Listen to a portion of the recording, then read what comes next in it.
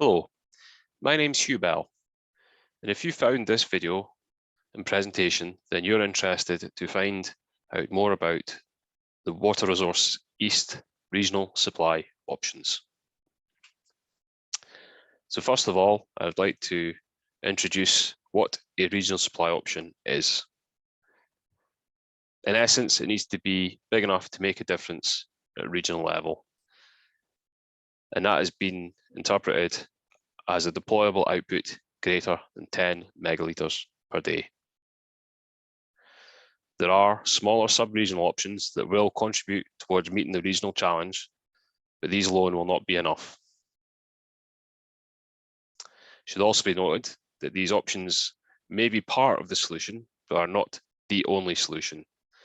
WRE are actively progressing work on a number of demand management and catchment level multi-sector solutions.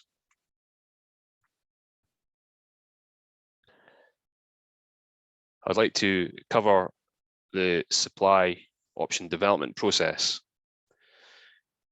Each water company in the region has developed a range of supply options and transfers as part of their water resource management plans. This is a well-established approach based upon regulator guidance, which is shown on the figure on the right. At this stage, options have been developed at high level with a focus to produce options which are technically feasible and deliverable, and as far as possible, minimize negative environmental impact. Supply option development does not determine if a solution is right or wrong. It is geared towards providing options for assessment. I'd now like to present an overview of the feasible options. The pie chart on the left shows the breakdown of the options on the feasible list. It should be noted that the figure of 1,485 megalitres per day is a theoretical figure that all of these supply options together could contribute towards the regional deficit. They do not represent the regional deficit, and they are not in response to a specific figure. It's also worth noting that this is not the final portfolio of options. This is a range of options that may be picked, some of which will be picked and some of which will not. In terms of the options we have, desalination by far makes up the largest portion. This is largely because there's a number of large desalination plants in the coast which are included, and by their nature, there is less limitations on the deployable output compared with conventional inland resources. You'll also note 20% of the capacity is served by new reservoirs. This is predominantly from Fenland and South Links Reservoir, which are both strategic resource options. We have approximately 9% from effluent reuse projects. Most of these are in coastal locations, if not all of them actually. Again, this is due to the inland wastewater treatment works already supporting river flows where they discharge the effluent, and in turn is supporting abstraction, river flows and agricultural demand. Therefore, they've not been considered. We have a number of regional transfers into the region and out of the region. And we have an option for sea tankering, which we will discuss in due course. The final two categories are aquifer storage and recovery and conjunctive use. And while these could contribute towards the part of the solution for overcoming the regional deficit, there's limited opportunity to scale these up. So moving on to the options by type. We have a number of new reservoirs. But as you'd expect, reservoirs are well established in terms of understanding where we can and can't put them in the region. and that's through the various planning cycles over the past 20 years and before that. So really, as a region, we are reaching the practical limits for development of large new reservoirs in terms of space, but also water to supply these reservoirs. So there's a small number of new reservoirs, in addition to the South Lincolnshire and Fens reservoirs. And in the most part, these are based upon abstracting winter flows and storing them for use in the summer.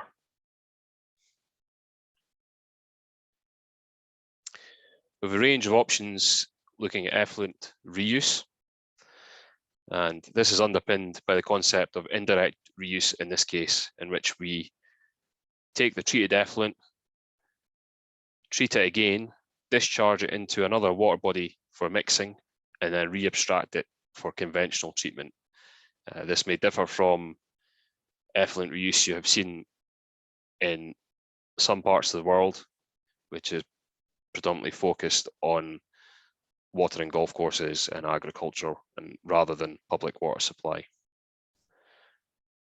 So there are over 1,400 wastewater treatment works in the region, and we considered all of these as potential sources for this option. As you can imagine, many of these are very, very small treatment works, and a lot of them were screened out as it was impossible to gain any meaningful output from them. In addition, several large inland plants were excluded, as the discharge is already supporting river flows and abstraction downstream, or the increased discharge concentration would exceed allowable limits. As such, we see a concentration of these projects along the coastline.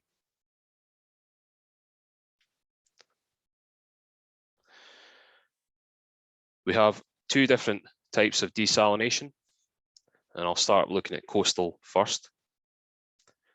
So coastal desalination would be along stretches of the coastline which have access to seawater, as opposed to estuarial locations where the water is brackish or variable in salinity. Of course, the region has a very long coastline, and this does provide a number of opportunities for seawater desalination plants. So as part of our studies, we screened the full coastline, taking into account environmental designated areas, bathymetry for marine intakes and outfalls. And applying these criteria significantly reduces the number of feasible sites. Whilst we have a very long coastline here, it is also true to say that the water depth in some areas is very shallow and also prone to some quite interesting current situations as the English Channel flows meet the North Sea. We've also developed a sub-option, which would consider the potential of a floating desalination plant moored offshore. And this does provide some opportunities to reduce the environmental impact and also explore integration with offshore renewables. We also screened all of the estuaries and estuarial rivers in the region. And key considerations in these studies has been the environmental constraints and water quality, in particular, the variability of the salinity due to tidal influences, which can have quite a large impact on the design of the process. Given the nature of the estuarial environment and often multiple environmental designations screened alongside the water quality has led to very few estuarial desalination projects being proposed. It's also worth noting that we have assumed as a base case that the capacity we could achieve from an estuarial desalination option would be far less than a coastal desalination option.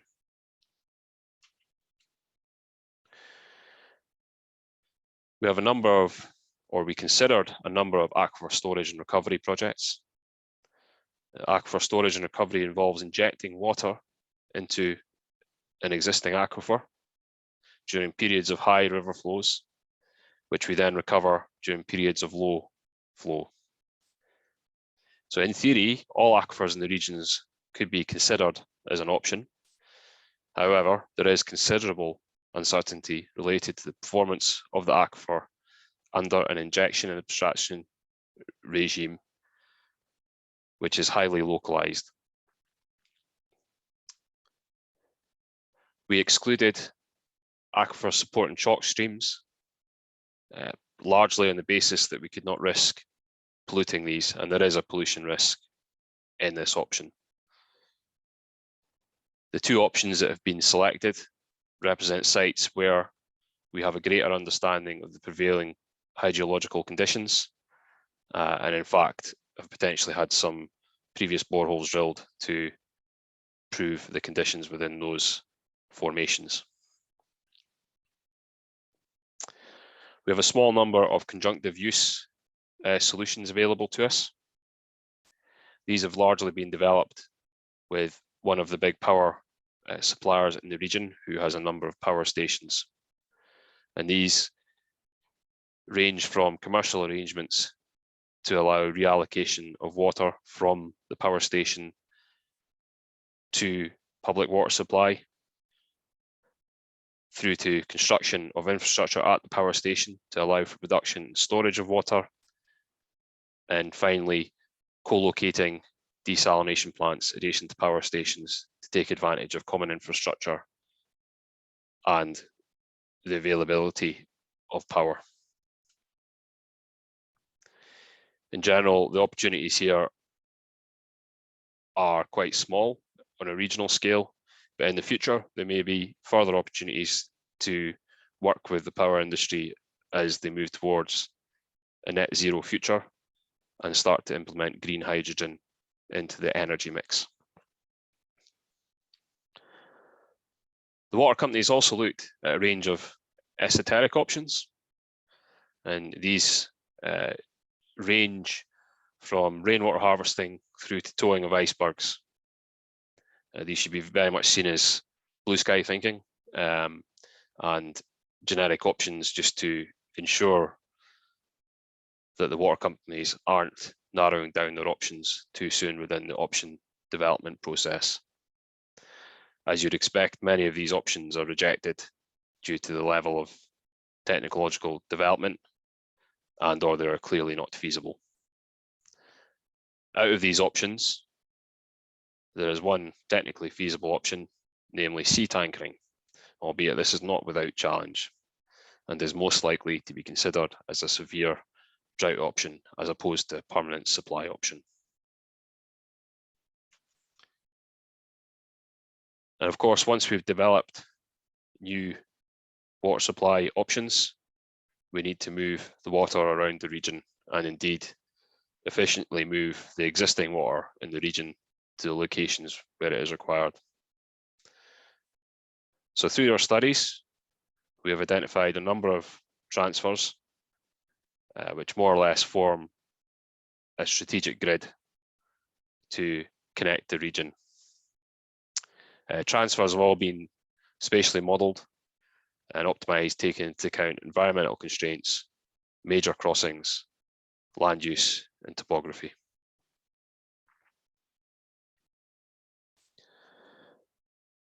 That's all from me. I hope you found the information in this pack informative. You, of course, can find more information in the briefing packs on the WRE website. And I hope to speak to you soon if you have any questions. Thank you.